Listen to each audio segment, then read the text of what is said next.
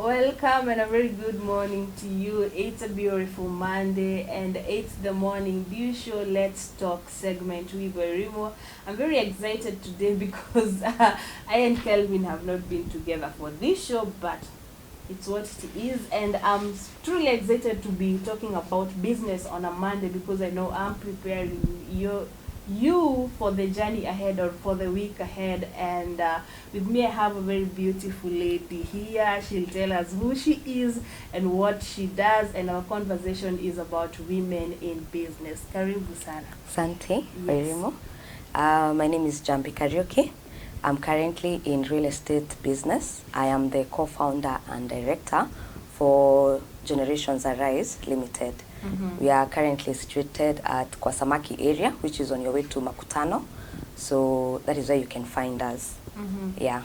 So when we talk about women in business, I would love to know your journey. Looking at you, you're very young, so I would love to know your journey to what you're doing.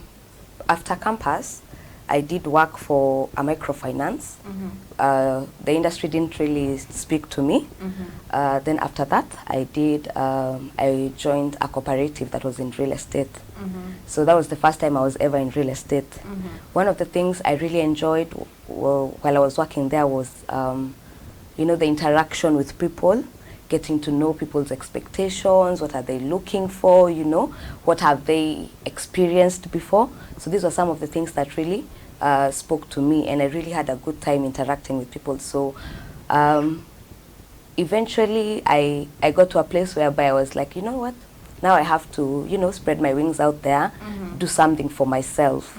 So that is when now I partnered up with a friend of mine, and we founded the company Generations Arise. By the name Generations Arise, we got to a place where you find that our generation is not into investing like our parents.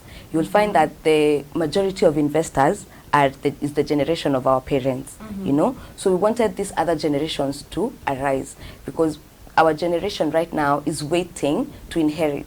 They're saying, my dad has like 10 acres, why do I need to go buy, and I'll just get what my dad got. But now we wanted to encourage, as young as you are, the moment you start earning, you have to put measures about saving and investing, because you see, especially when it comes to real estate is the kind of asset that appreciates with time. There's a difference between buying a car and buying land. A car will depreciate, na itashinda kikuitisha things, fuel, services, but with land you just buy, and even after a year or 2 years, the land has appreciated. So you will always have good returns when it comes to land investment. So I would encourage people to, however young you are or however old you are, it's never too late to start investing. You need something for yourself. You need an asset. As much as you're waiting for your parents, what will your children get? Like what will you leave your kids? Because it should be everyone's aim to provide a better life, and better inheritance than, what we get from our parents. Yeah. Well, and I love the name Generation, and I'm asking myself, what is the secret behind choosing a business name for myself? You have, for me personally, what I did was find my reason for getting into this, So that is the reason that directed me to the Generations Arise. Now, for you, when you want to begin a business, don't just call it Wairimu and sisters, it's first and foremost, you have to think, even if it's a baby right now, what about when my company is an adult, because with Wairimu and sisters, you can limit yourself to Kenya, but eventually if you want a global company, the name has to resonate with other people out there. So when you're choosing a name, just first understand what it is you want to achieve with this particular business. Then now from there, the ideas will start flowing, so that now you can actualize your thoughts via the name. Yeah. All this business and microfinance, is it relatable to a course you did in campus? No, at all. I went to JQuad and I did IT. So currently, because even we have a website, but I didn't make the website, I would want to encourage people You see, it used to be really nice during our time, because after high school you'd have like a whole year before you get into school. So I would encourage people, just take an year, even if you're supposed to enter into campus immediately, take an year, find out what, because when everyone was created, there were things that were already put in you. You can either speak well in public, you know, you're either artistic, you know, all you have to do is ensure that whatever course you do aligns with your passion, because the moment you get into a job that does not speak to your soul, you know, you always feel, what can I say? You always feel, you know, you're not there yet, you're not happy, you're not comfortable. So just ensure that whatever you do in campus aligns with your passions. So for me, as much as they didn't, you know, they didn't align with my course, I got out there, and the experience I gained from the companies I worked with, I met my passion then. Yeah. So it is So from experience. it is from experience. I asked that question because there are a lot of women watching us out there, and they feel that I went to school for a certain course, and they have the feeling that they must start a business oriented to that course. However, when they look at it, it looks so expensive, and the capital seems like it's too big for them to start. I want you to look into that camera and speak a word of encouragement, okay, or speak into to them that maybe you really don't have to follow what you did in campus. You can follow your passion, and it's still okay. I think when it comes to business, as a woman, you first, not just even as a woman, just as anyone who wants to get into business. Business is more of a solution to a problem in the community, okay? So that is the very first basis that you should begin with. What problem is there in the community that I can resonate with, and what problem is that I can be able to provide a solution?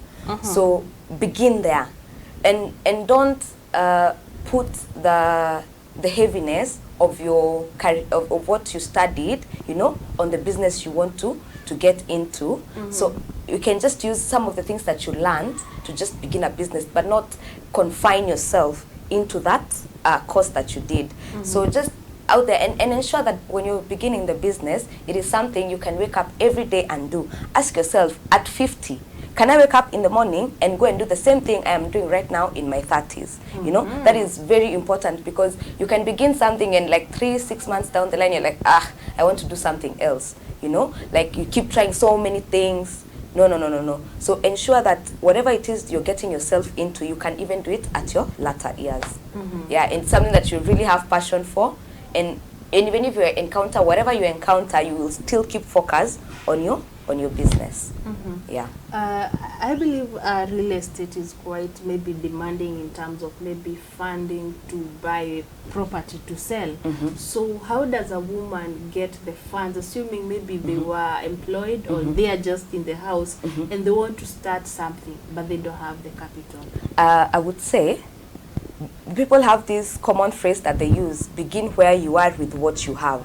Okay, you don't necessarily have to go and begin, you know, purchasing the land to buy, you purchase the land so that you can sell. You don't really need to begin there. You can begin by a joint venture with the owner of the land. You know, say, I don't have anything, I don't have even a single cent, you know, to give you as deposit. How about you let me sell this land on your behalf?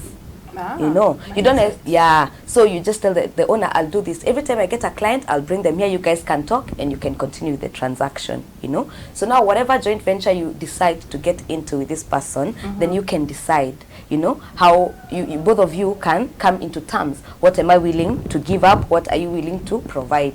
Such things. Yeah, you don't really necessarily need to have money to begin a business. You just need the will and the passion, because where there is will, there is a way. You know, where there is will, there is a way, for sure, for sure. And a lot of women or young ladies looking up to you as an icon or someone to reckon with. They are wondering, oh yes, I have started, I have the will and the power. Where do I start? I have started already, so how do I keep it going? How you keep it going is this: you have to keep remembering why you began. You know, and one of the things that always kept me motivated is because we began small. My business partner and I, we began small, but we had big dreams. We wanted, you know, to even do development of the land, but we knew You don't come from 0 to 100 in one night. You have to begin somewhere. Okay? So every step you take, when you begin today, I was encouraged by one of my benefactors, who is my dad. Yeah, he encouraged me that when you begin, keep a record of your experiences. You know, this will lead to lessons, so that you can always know what works for you, what does not work for you, what works for your customers and what doesn't work for them. You know, what works also for your company and what doesn't work for it. So keep a record every day, so that now when it comes to a hard time, look at where you've come from. You see, and you will see the steps. Because of the record keeping, you will see the steps, and you will always know that if I was able to change this where I am right now, I can also change it. And if I want to improve, also expose yourself to information. You know, it's good to know what people are doing out there. You know, so even if you have a small business, and maybe, let's say for example, you're selling hair products. Okay, so if you're selling hair products and you've just begun, and maybe you're feeling like, I should not have done hair, maybe I should have done, you know, clothes or the dressing, you know, just take a minute before you start saying that this is wrong. Ask yourself, why do I feel it's wrong? What have I done, or what is the response I'm getting that makes me feel that this is wrong? And then you have to try and you know, navigate through that issue and find a solution, because it does not mean that you'll go another step and cause such challenges. Challenges are there throughout. So the ability to regroup and, you know, and redirect your direction is the most important thing. And be patient. Be patient. Everyone will tell you they did not make it happen overnight. It's gonna take time, you know, because even every time someone begins a business, they think, this is what I'm gonna do. You have like 100% of plans, but I'm gonna be honest with you. 80% of those plans, they're not gonna work. Excuse me. So you have to be ready and okay, and okay with failure or challenges, because those are the things that will make you stronger, and you know, and will make you wiser as you continue to conduct business. Yeah. I want us to talk about the challenges maybe you have faced, but before we get to that, I want to know, how much patience is patience? How long are we talking about? Is it 6 months, 9 months, a year, 5, 10? I would tell people in the beginning, don't give yourself a duration for failure. Okay? Like and I'll give myself 3 months or 6 months. No. Go in thinking, I know nothing about this. You know, I'm here to learn. Okay? So when you get in there, you know, you don't know anything and you're ready to learn, it gets easier. That is how it is easy for you to, you know, to make progress. Okay? With this progress, you see, progress is what teaches you. It is what will mold you. Okay? So you have to be very patient with yourself. And the only time you can say it is done is when you know that you have tried everything. Everything. I remember we used to, when we were talking with my business partner, we would say, because there was like a duration, because when we began, we had like 3 months of, you know, of building our clientele, you know. Yeah. So we would tell ourselves, even if it takes us 2 years to build a clientele, we have to begin somewhere, you know. And we would only give up if we have tried everything. You know, if I think of a way, you know, to enhance our marketing, we do that. If we fail, it's fine. We'll think of something else. You know, it fails. Think of something else. There will also be, there will always be something, you know, that crosses your mind if something doesn't work. Yeah. But now, how do you survive? Assuming this, are you starting this business so that it can pay your bills? How do you survive? Okay, if this business is, you see, when it comes to a business, I would encourage every business owner not to earn from the business. You know, the business should not be what earns you the first year when you're trying to build the business, because remember, you want your business to also be able to sustain itself. So if you keep siphoning at your profit because now you're making profit, you start siphoning the money, then you will not experience growth. You only experience personal growth and not the company growth. So when you're getting into business, you have to hope for the best but prepare for the worst.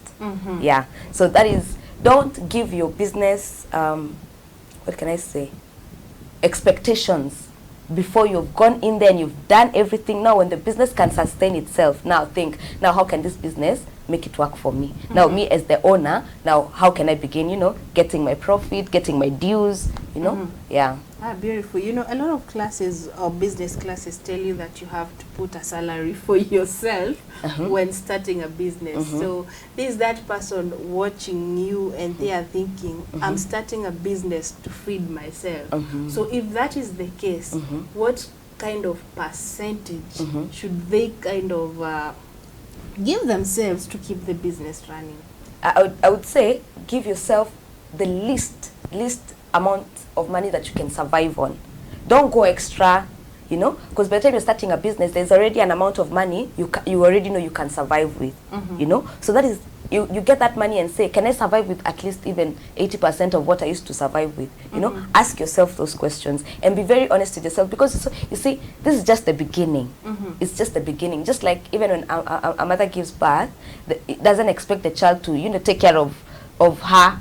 At that time, the child has to grow, go to school, make money. Now the mom can say, now my child can take care of me, you know. So don't force your business to take care of you initially. Let your business grow, you know, and that percentage that you want to take from the beginning, let it be as small as possible, just to cover your basic needs, you know, a place to sleep, food to eat, you know, just the basic things. Don't be extra. Oh, now I have a business, I want to go to what? To Dubai. You know, relax. Yeah, relax. Because you're gonna get to a time whereby now you won't go to Dubai, you'll go to Greece, you'll go to Europe. You know, yeah. So give yourself time and give your company or business time. Yeah. Beautiful. Let's talk about the challenges you have faced in your business and challenges women face in general while conducting business. Being a woman in the real estate industry, one of the biggest challenges is general mistrust. You know, most companies out there, most cooperatives and that are, you know, in real estate, they have already built this kind of mistrust already, you know, not fulfilling what they said they're gonna fulfill, you know. So even when you approach someone who has never even invested before, they already have fear through someone else who invested and things didn't go according to plan. So this particular challenge is caused by misinformation. Let's begin there. And lack of customer satisfaction. So when we were getting into this industry, all these things were already there, you know. So coming back now, you have to talk to people and kind of help them to renew their minds, because as much as there are bad seeds in the industry, there are also good seeds. There are people who are coming up, you know, because of the issues that have already been brought forth. There are people who are coming up with you know, policies in their companies that are gonna embrace people's general mistrust, you know.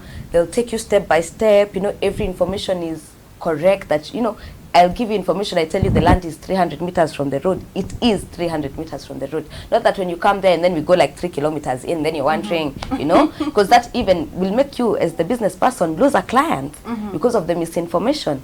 So those challenges, when we face such challenges, all we have to do is just enlighten this person. Because remember, the fact that you don't invest doesn't mean someone else is not investing. You see, the more you delay, you need to know people are moving things, you know, things are still moving. Yeah. So just ensure that we just re-educate people, you know, and you have to regain the trust by how you handle this person from the beginning to the end. Now that's the first challenge. The other challenge is that this industry is dominated by men. And you know, generally men wanapenda kupuza wanawake sana, you know. To some extent. Like they have this whereby they don't really value women's opinions. So that I faced while I was working for the cooperative. But now when I went into business, I remember right now all our benefactors are men. And these men respect us, they listen to us, you know. So us, we are getting an easier experience. So when it comes to now other clients, the clients, you know, they have this, they look at you and say, you're young. How can you be able to deliver, you know? And I tell them, the age is not the issue. The issue is the satisfaction. Are my people satisfied? You know, am I doing according to what I said I'm gonna do? You know, so these are the things that we do, so that we can ensure that we as women, you know, can continue dominate. We can also begin dominating this industry. Yeah. Now, with men and how they speak to us, for me, one thing I always tell myself is I know who I am. I know who I am, especially in Christ, you know, and how I was, you know, I was created. There are those things that are already in me. I'm a very bold person. I will speak my mind, whether if you feel like what I'm saying it offends the man, then that is his issue. He has an issue with strong women, you know. So just be bold, and be bold in who you are and in your dream. You have to be very confident in what you're doing. Unfortunately, my director says that time is up, and wow, that was fast. I would loved us to continue with this conversation up to the end. I also want to know how to maintain a successful customer base as we wind up, as you also tell us where to find you. Okay, you'll find us if you're coming from Nairobi. You'll find us right before Kwasamaki, which is on your way to Makutano. You'll find we have a tent on the road. So from the tent, you'll be taken to the office. Yeah. You can contact us. You can get us on phone, which is 0110 24 1990. You can get us on Facebook, Gen Arise Limited. We are also on Instagram, Gen Arise Limited. And our website is www.gen that is like a minus -a.africa. Yeah, so that's where you can find us. Call us, come see what we are selling right now. It's because we're on the Ibarabara inatengenezwa, the Keno Marwa dual carriage. That's where most of our projects are. So give us a call, come visit us, see our projects, and then from there we can, you know more about investing. Sure. Yeah. Thank you so much for honoring my call for you to come. I'll invite you again. I hope you'll also come. Thank you for having me. All right. So thank you so much. That's the conversation we've had. It was women in business, and I hope you have learned something, or one or two things I have. And that's it for the day. Thank you so much for choosing Daisak TV as your channel of choice. This has been the Morning Dew Show. Let's talk with Wairimu. See you in a short while.